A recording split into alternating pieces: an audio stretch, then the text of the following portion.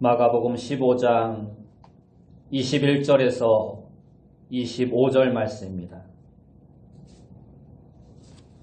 신약성경 83페이지 마가복음 15장 21절에서 25절 말씀입니다. 마가복음 15장 21절에서 25절 말씀 제가 봉독해 드리겠습니다.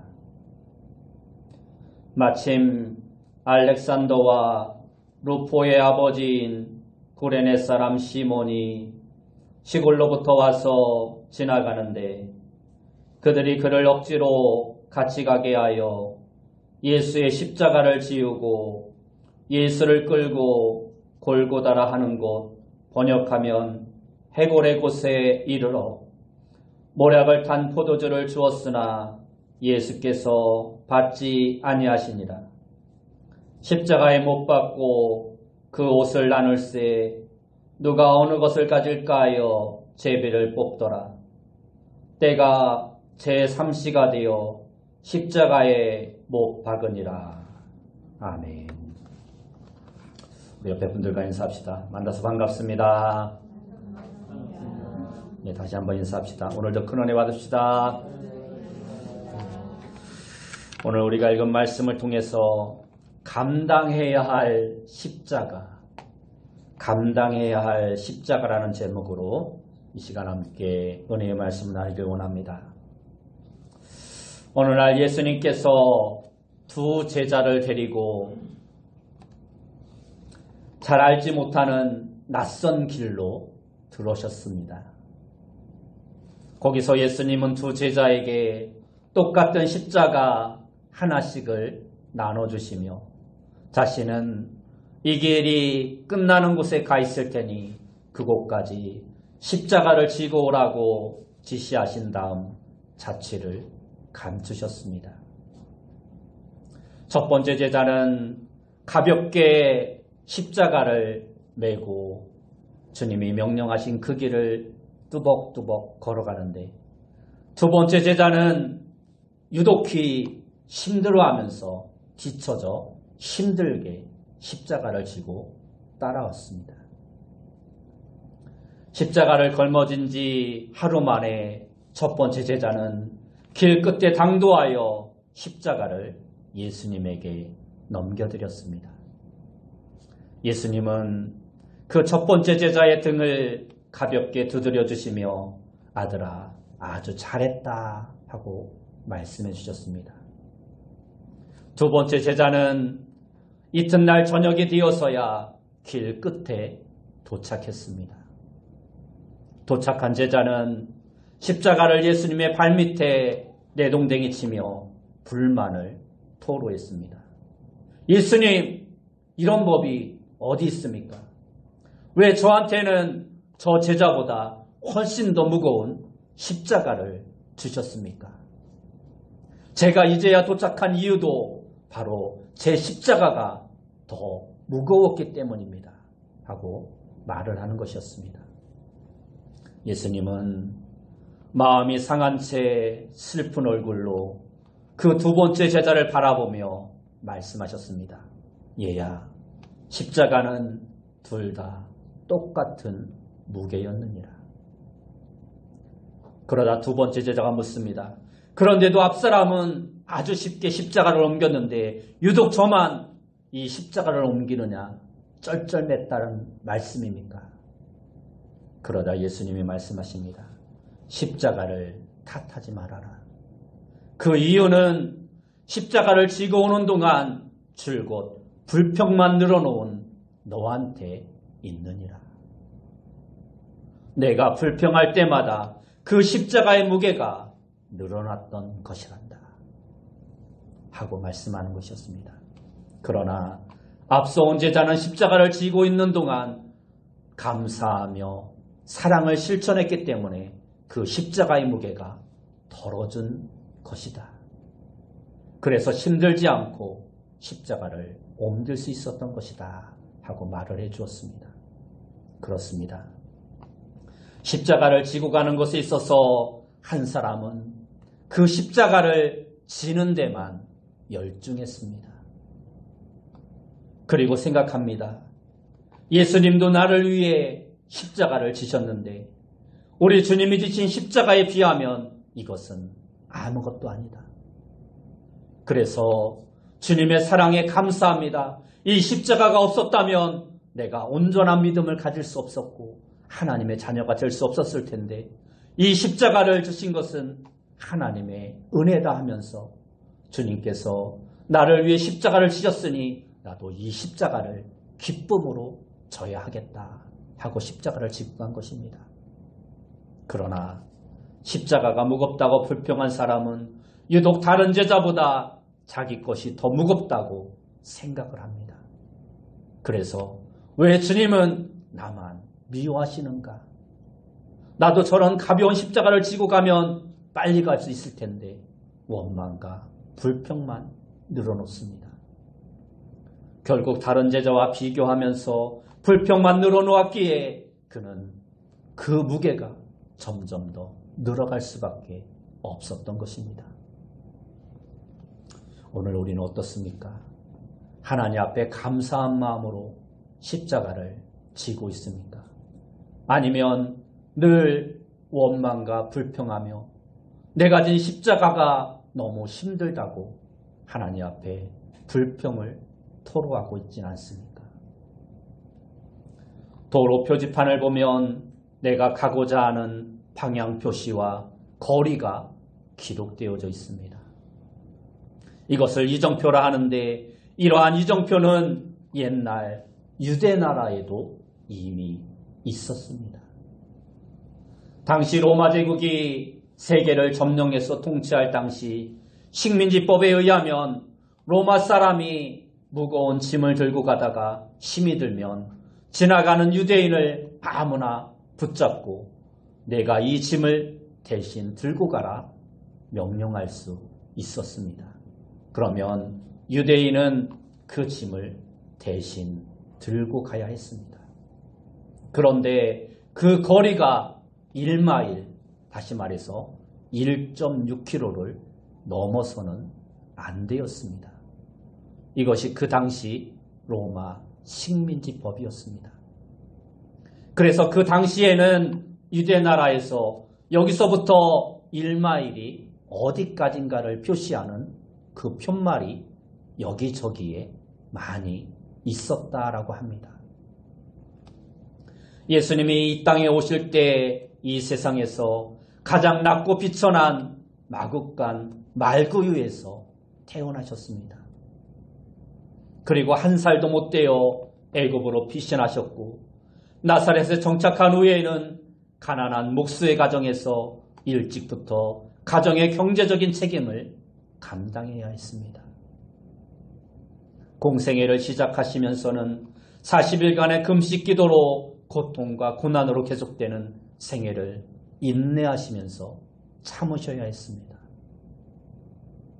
제자에 의해 팔리신 예수님께서는 겟세마네 동산에서 기도하실 때 은혜를 원수로 갚는 제자 가룟 유다를 향하여 친구여 하고 부르셨고 베드로가 칼을 들어서 예수를 잡으려는 사람의 귀를 자를 때에도 그 사람의 귀를 치료해 주시면서 말씀하시기를 누가복음 22장 51절에 보면 이것까지 참으라 하고 말씀하셨습니다. 그리고 예수님은 십자가를 지시고 골고다 언덕을 올라가셨습니다. 이때 많은 사람들이 길 좌우편에서 이러한 예수님의 모습을 지켜보았습니다. 그들은 얼마 전까지만 해도 호산나 찬송하리로다 주의 이름으로 오시는 이여라고 외치며 열렬하게 예수님을 환영하며 환호하던 사람들이었습니다. 무거운 십자가를 지고 예수님은 몇 번이고 넘어지고 쓰러지십니다.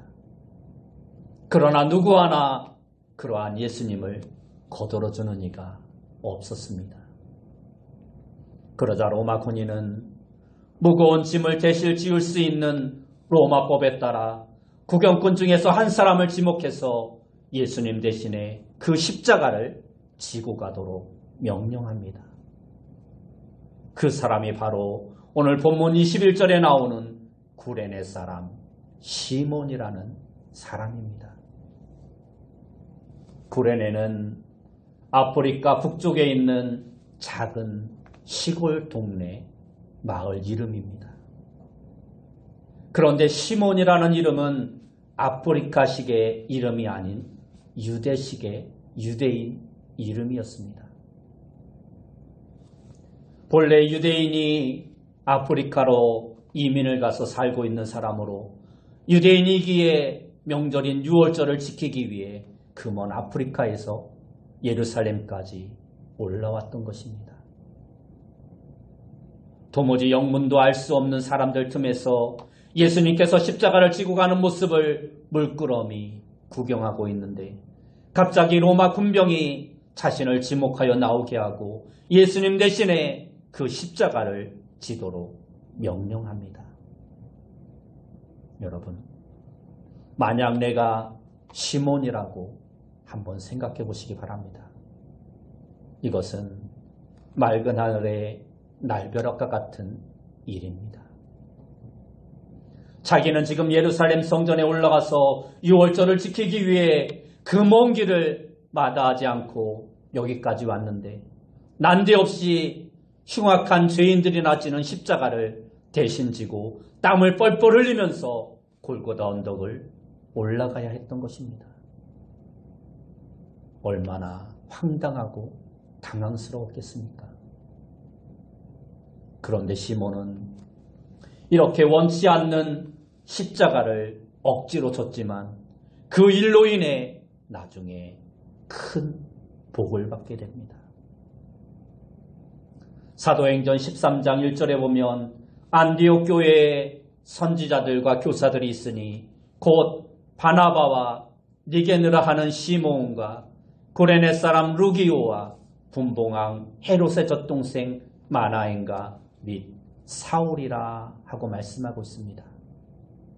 여기서 나오는 시몬이라는 이름이 바로 시몬입니다. 시몬은 히브리식의 이름이고 시몬은 헬라식의 이름입니다. 또한 로마서 16장 13절에 보면 주 안에서 택하심을 입은 루포와 그의 어머니에게 문안하라.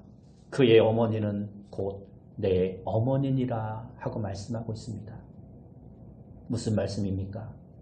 사도 바울이 로마에 있는 교인들에게 편지하면서 루포의 어머니를 자기 어머니로 여긴다라고 말씀하고 있는 것입니다.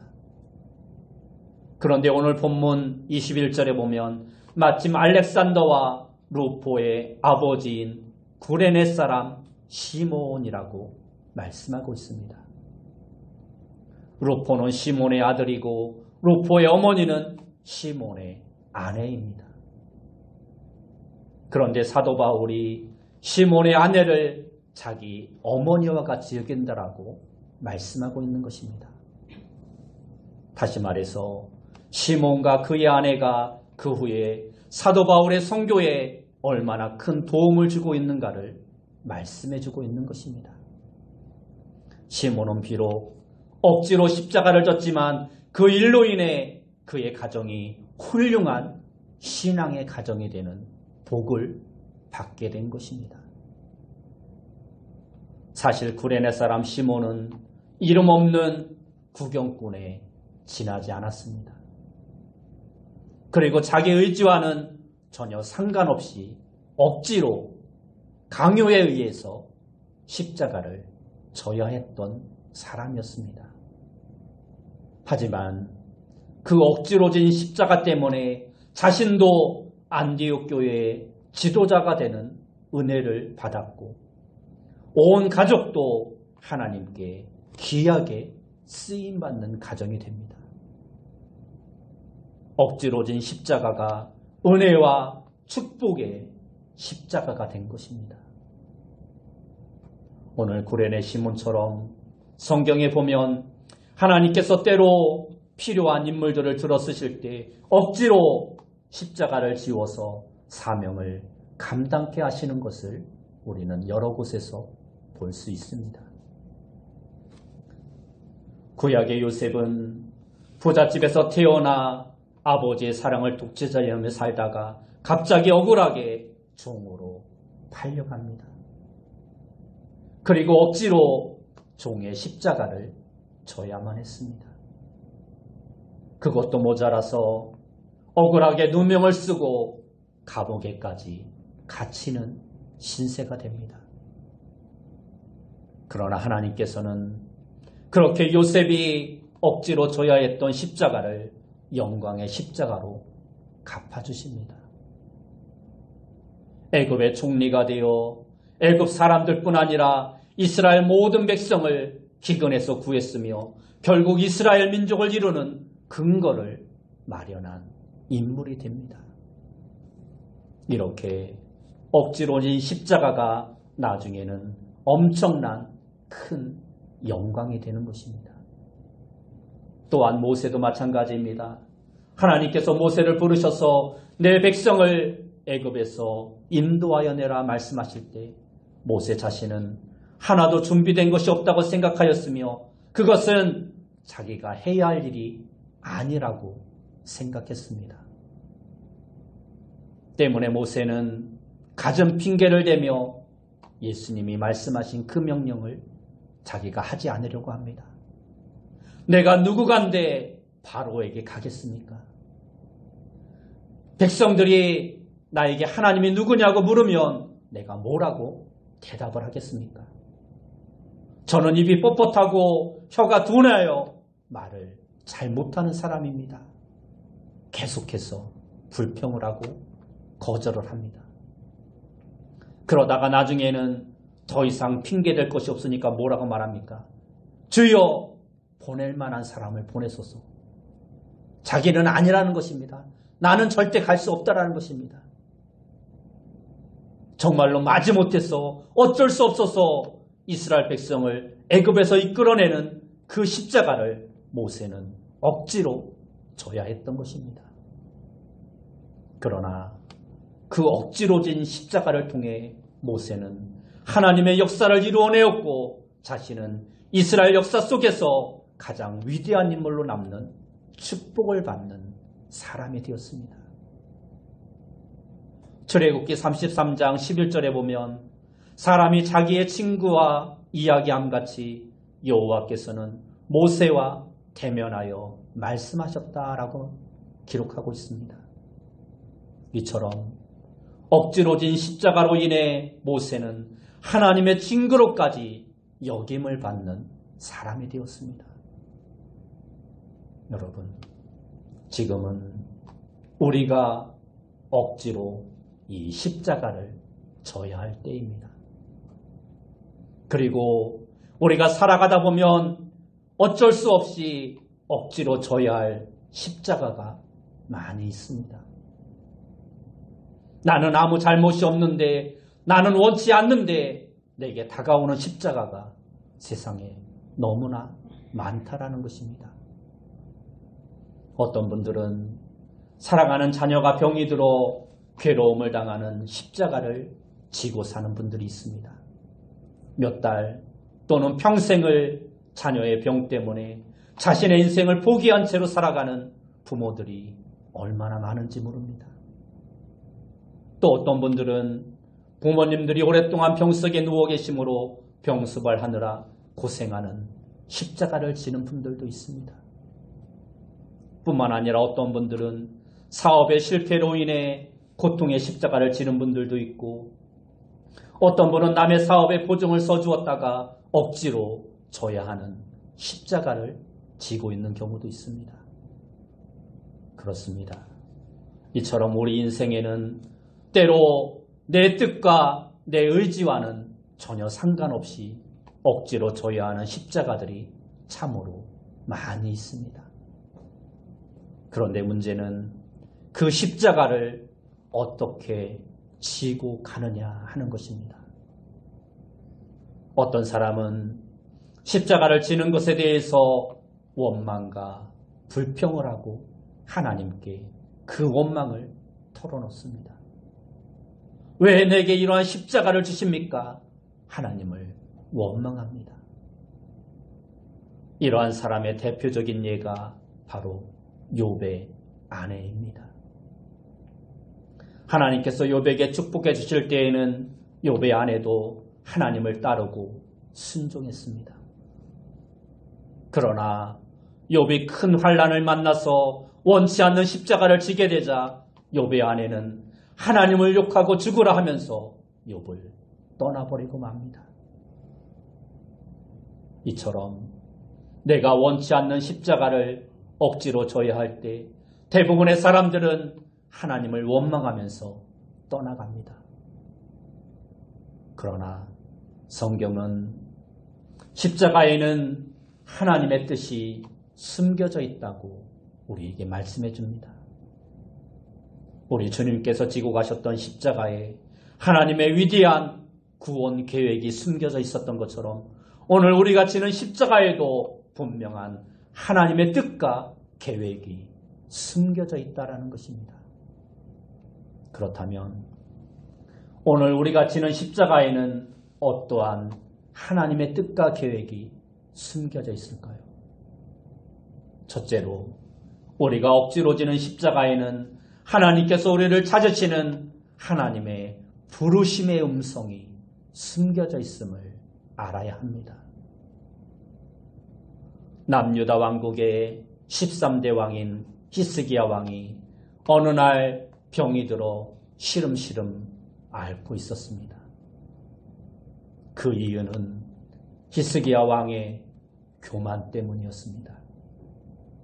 히스기야 왕은 나라가 강성해지면서 자신을 주변 나라 왕들에게 가시하고 싶어서 여러 나라 왕들을 초청해서 왕의 창고와 군사들과 무기들을 보여주면서 나라가 왕성함을 자랑합니다. 교만해진 것입니다. 하나님의 도우심을 잊어버린 교만함 때문에 그는 하나님의 징계를 받게 됩니다. 이사야 선지자가 찾아와서 하나님께서 말씀하시기를 당신은 곧 죽을 터이니 집을 정리하라 말씀하셨다 이야기해 줍니다. 하루아침에 사형 선고를 받은 것입니다. 이때 히스기야가 취한 태도를 성경이 뭐라고 기억하고 있습니까? 성경에 보면 히스기야가 낫을 벽으로 향하여 여호와께 기도하였다라고 말씀하고 있습니다. 히스기야는 왕입니다. 그의 눈앞에 세상의 온갖 아름답고 좋은 것들이 많이 있습니다. 가장 훌륭한 의사들, 가장 좋은 약재들이 널려 있습니다. 그러나 병들어 죽게 되자 이 모든 것에서 히스기야는 눈을 돌립니다. 그리고 오직 하나님만 바라봅니다. 벽을 향하여 기도했다고 말합니다. 이것은 세상의 모든 것을 다 끊어버렸다라는 것입니다. 이렇게 히스기야는 자기에게 지어진 죽음이라는 십자가를 통해서 자신을 부르시는 하나님의 음성을 듣고 회개합니다. 사업 때문에 눈코 뜰 새 없이 바쁜 한 집사님이 계셨습니다. 그런데 그 집사님이 하루아침에 중환병에 걸려 병원에 입원하셔서 꼼짝 못하고 누워 계시면서 하늘만 쳐다보고 있는 형편이 되었습니다.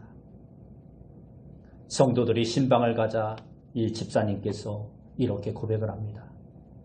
하나님께서 내게 이러한 병을 주신 이유를 저는 잘 알고 있습니다.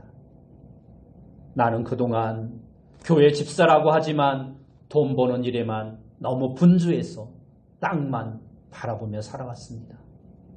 그래서 하나님께서 이제는 하늘 좀 바라보라고 저를 이렇게 병실에 누워있게 하신 것입니다. 하고 깨달아 회개하며 이야기하는 것입니다. 여러분, 이처럼 때로 하나님께서 우리에게 질병의 십자가를 주실 때, 때로는 사업의 어려움이나 실패라는 십자가를 주실 때, 남편 때문에 혹은 자녀 때문에 겪는 십자가를 통해서 우리는 하나님이 주시는 음성을 들을 수 있는 자가 되어야 합니다. 이사야 55장 6절 말씀에 보면 너희는 여호와를 만날 만한 때에 찾으라 가까이 계실 때에 그를 부르라 하고 말씀하고 있습니다. 그렇습니다.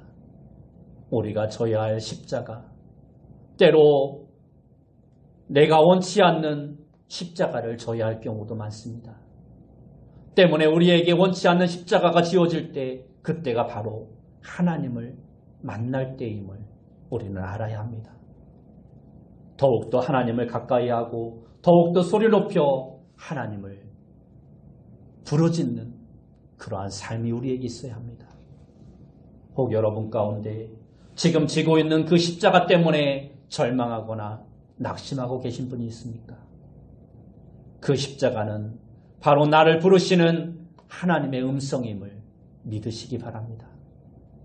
그러므로 더욱더 하나님을 찾고 하나님을 만나는 놀라운 기회로 삼는 여러분이 되시기 바랍니다. 두 번째로 우리에게 주어진 십자가에는 하나님의 놀라운 계획이 숨겨져 있음을 알아야 합니다.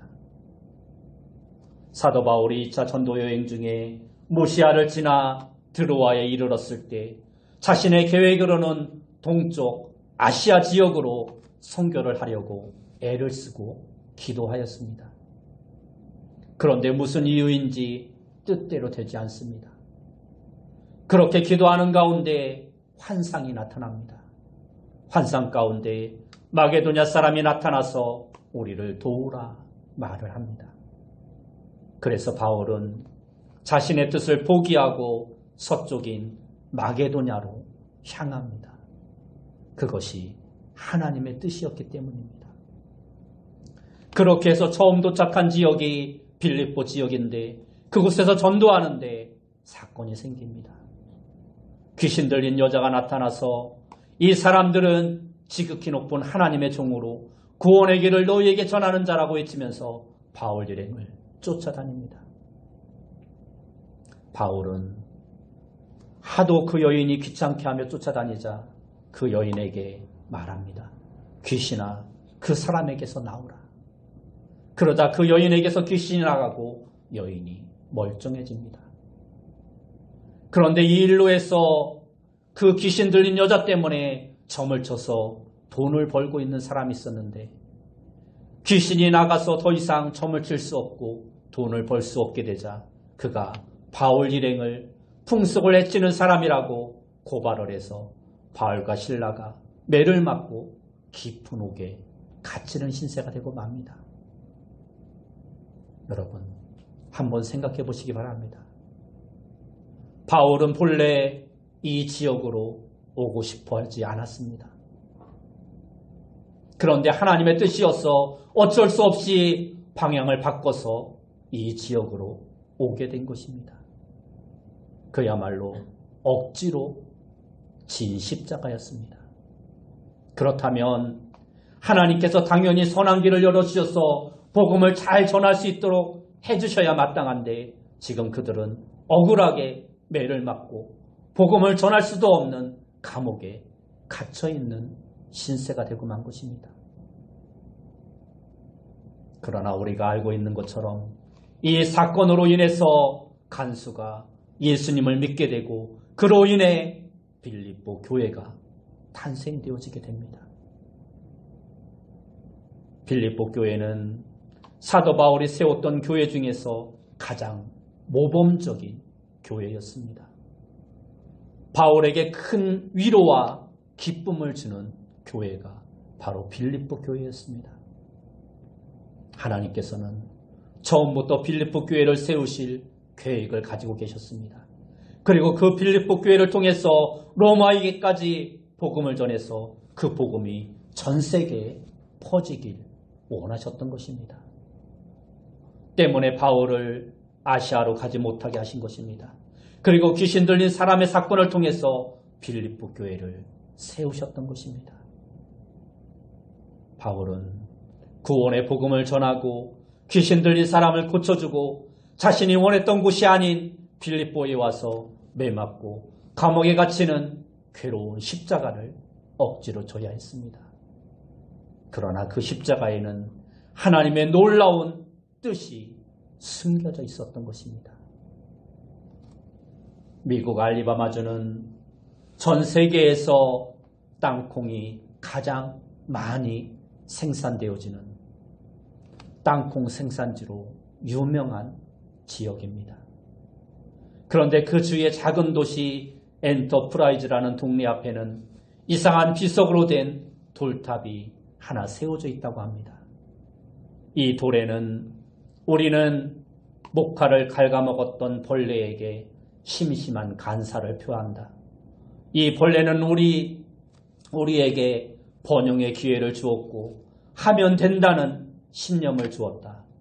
목화벌레들이여 다시 한번 그대들의 노고에 감사를 바친다 하는 내용이 적혀 있다고 합니다.